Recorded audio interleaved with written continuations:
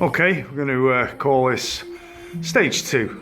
With stage 1 being the video before that we just showed you about when the wall was up and we were going to knock through. Obviously now it took us about 2 hours to get this down. Still a bit of a mess, still a bit of a demolition site at the moment, but at least it shows you what's what. So as we said before, there was no wall going straight through to the building above, which is usually like bedrooms, bathrooms, etc. No wall, so it's just the floor, and you can see the ends of the floor there, which we're going to put a piece of steel and support it. Now there's no pad stones in yet, so around about there we're going to take another 2 bricks off, or maybe 3 bricks, because the steel that they've put in is around about a 6" by 4", and your pad stones is about the size of a building block, but it's compressed concrete. So you definitely need one of them, and what that does is that prevents any push on the steel or any weight pushing down onto a brick and crushing the brick. So you have a pad stone, which is that compressed concrete, which you're not going to crush that, and it's going to give you a lot of strength.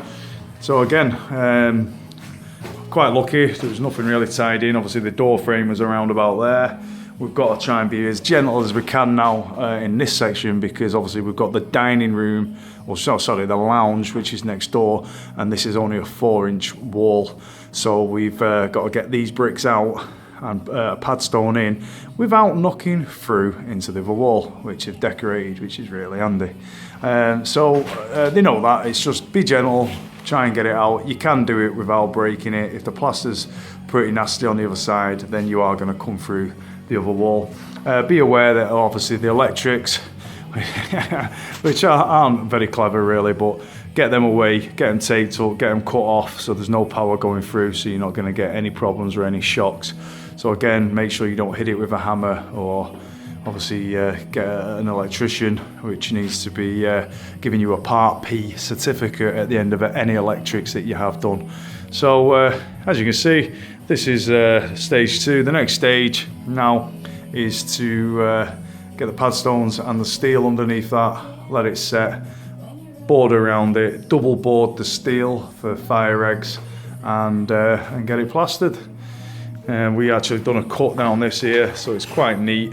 Instead of getting a hammer and trying to chop it back, you end up just damaging all this. It's a bit of a pain because it's very dusty. As I say, tape all the doors up and get a still saw and literally cut right the way through it.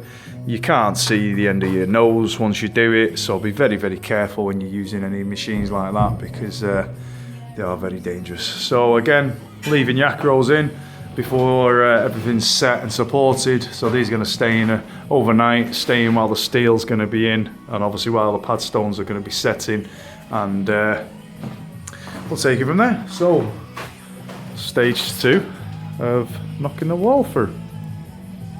Be seeing you.